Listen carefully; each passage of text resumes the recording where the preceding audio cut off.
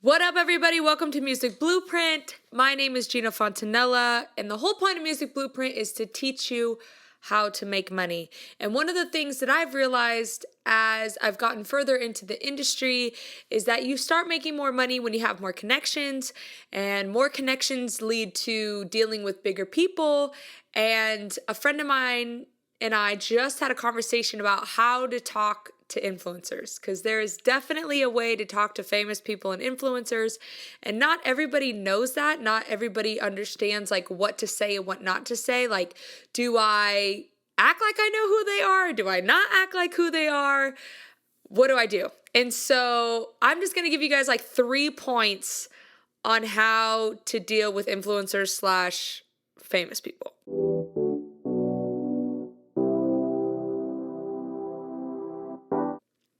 So the first point is, don't act like you know everything about them.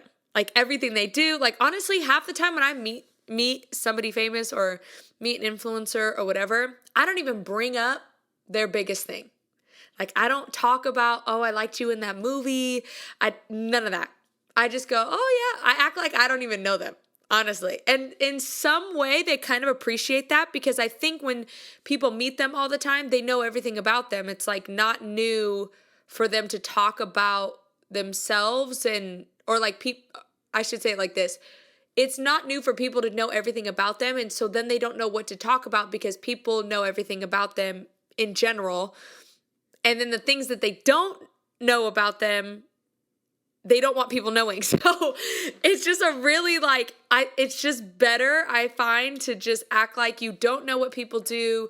You don't know like what they just released. Like don't talk about like, oh my God, I loved like your new single and like all this stuff. I think that's more of like a friendship thing, because when you first are initially talking to them, you don't want to come off as a fan. And I know that's like really hard. Like there is a delicate balance to being like, oh my gosh, like if somebody like a mutual friend introduces you and they're like, hey, Gina's actually in the industry and she's, you've been a big inspiration for her. If that's the ground floor set, cool. You could be like, yeah, I grew up listening to like such and such albums, and like you can kind of splurge a little bit. But for the most part, what I would say is don't. Just be like, yeah, I'm a big fan. What are you working on next? Like literally just gloss over it and act like it's no big deal and something really simple.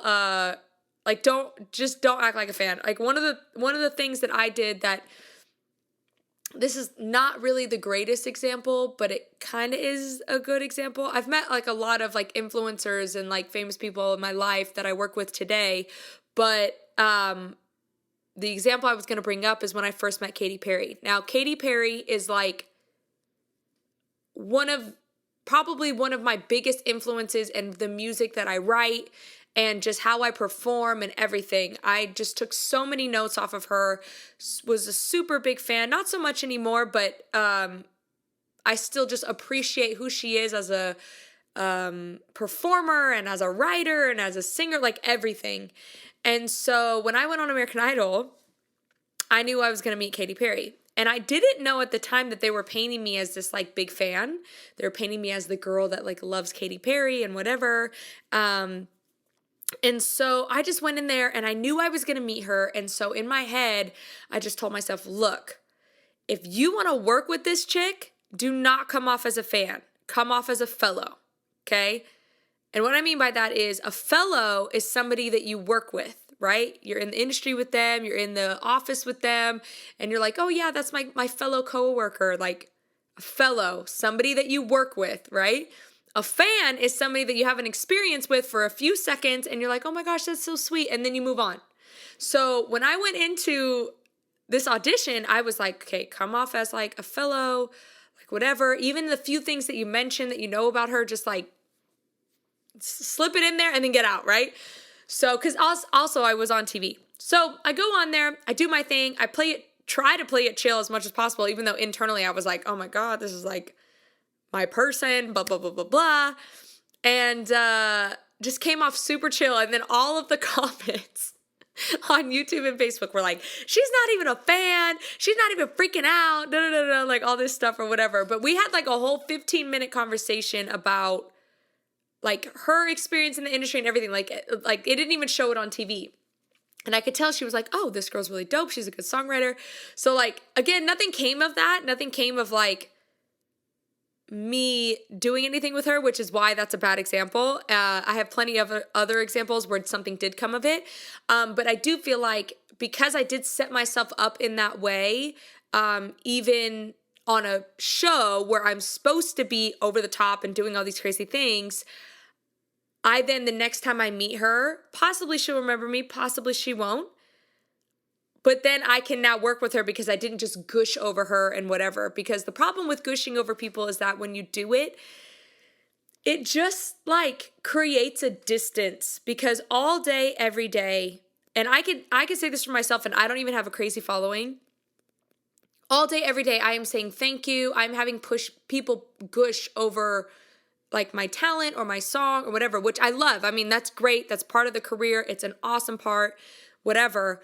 But when you go to, because you deal with that all day, every day, and that's your job, when you go to hang out with friends or hang out with people, you don't want that.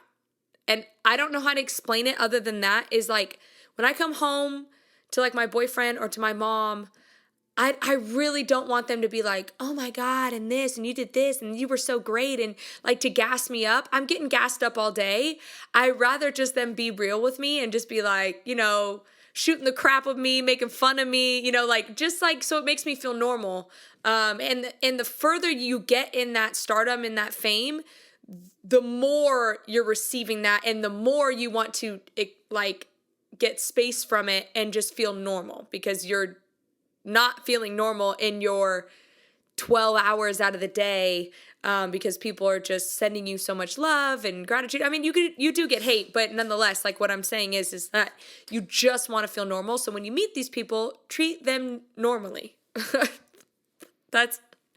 Treat them like literally they want to be treated like a normal freaking person. They've done nothing great. They like treat them like somebody in HR or something, like just completely normal. The second thing is be yourself. Because at the end of the day, if you act like something other than yourself, just to appease them, one, they see through that. Two, if they don't see through it initially, they will at some point.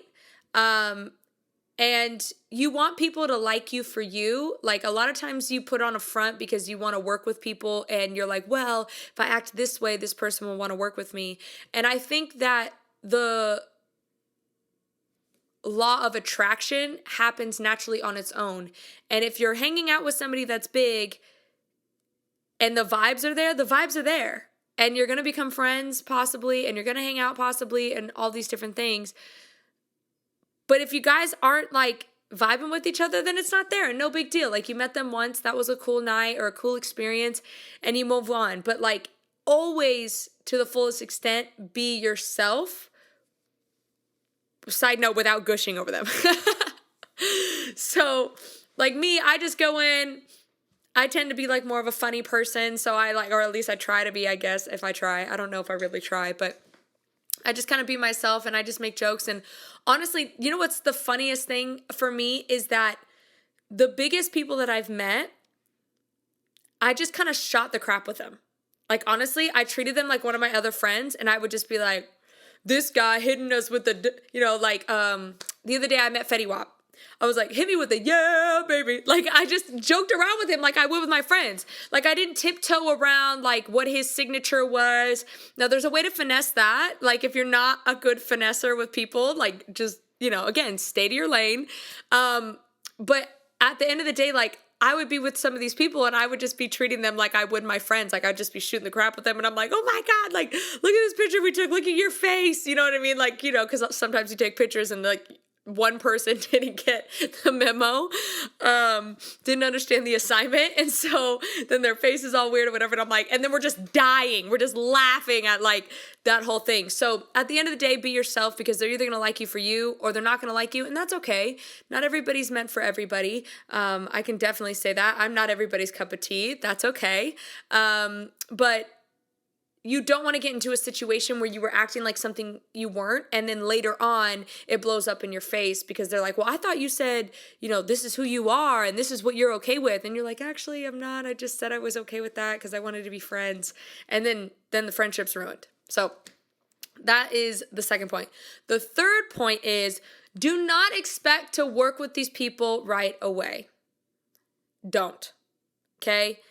A lot of these people have really close-knit, not staff, but they have a small group of people that they work with, and that's it. And it's really hard to get into those groups.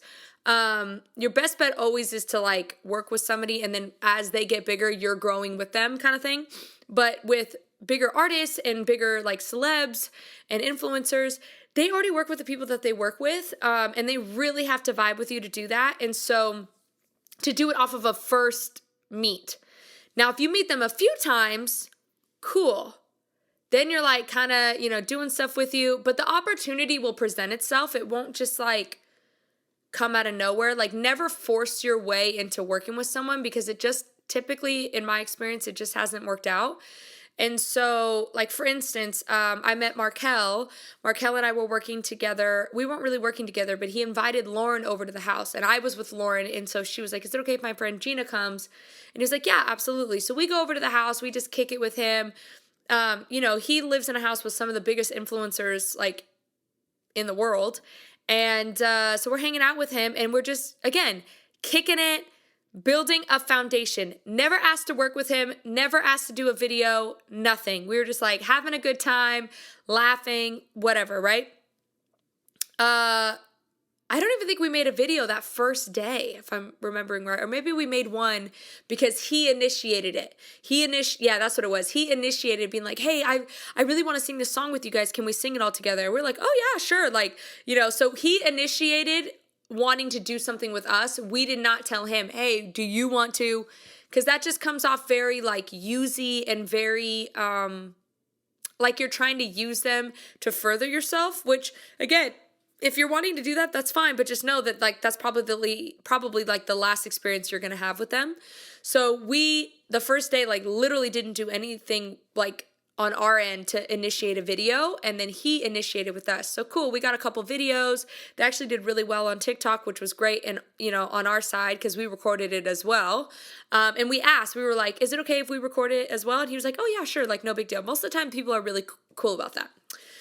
So then we get a call the next day, and he's like, why don't you guys come back over to the house again? So long story short, we've now become somewhat friends with him. I wouldn't say, it's hard to always figure out how close you are to them. But every time he comes over, he's just so happy we're here, and we just always have a good time and all of that stuff. But all that to be said was, it didn't happen on the first day. It happened over a period of time where now I've worked with Markel. I've done some songs with him. I've, just kicked it on a normal sense, did no videos, just kicked it. And just hung out. And so it just didn't happen on the first day. So hopefully that's helpful. Hopefully that's helpful for you guys to navigate how to start building connections with some of these bigger people. Again, it's all about vibes at the end of the day. So if you're a good person to hang out with, great. Even if you feel like you're not a good person to hang out with, you're going to find your tribe. You're going to vibe with your tribe. So, but just be yourself. Try not to gush over people too much. I mean, there are times where you're like, oh yeah, I did see that video. That video was hilarious. You kicked you did such an awesome job or whatever, right? But try not to be too overly fan, because then they just won't want to work with you because they deal with that every day. So have a good week.